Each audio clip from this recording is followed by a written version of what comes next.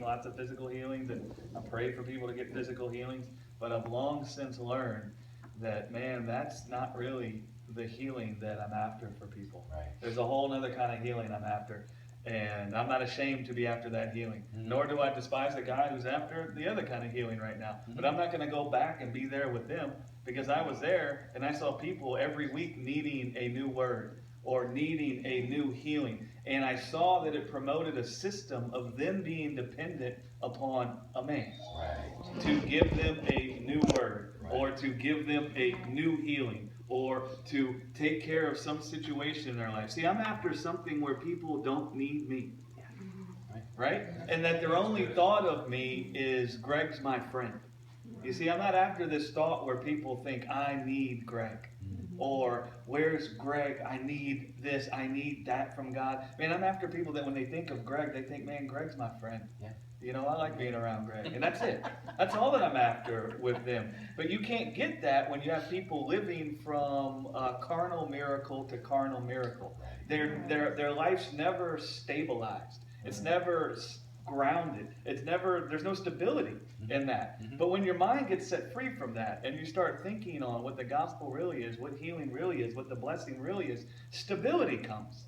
Because the life you're busy with can't be moved by this world. And so that's when stability can come. Right?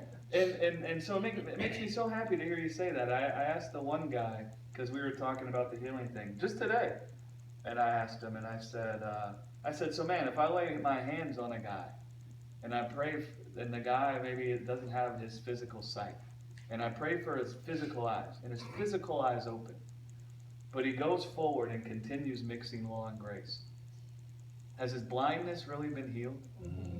That's good. And he couldn't say anything. You see, that's what I've come to realize. We've defined blindness just by a physical thing, but blindness is a condition of the heart. And so Jesus came to heal the blindness of our hearts. And he performed the miracle of healing someone's physical eyesight to declare to everyone that there's healing for the blindness of your heart in me.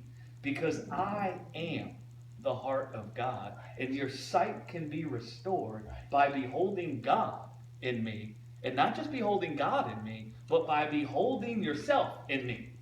Your sight can be restored, and blindness can be healed. You see, and that's the real blindness that I'm after, being healed. And that doesn't mean I won't pray for God to get physical healing for the blindness. But if I pray for God to get his physical eyes healed, yet he goes forward still underneath the law, as if the law of Moses is how he's supposed to relate with God, the guy's still blind. I don't care how many colors he can see with his physical eyes.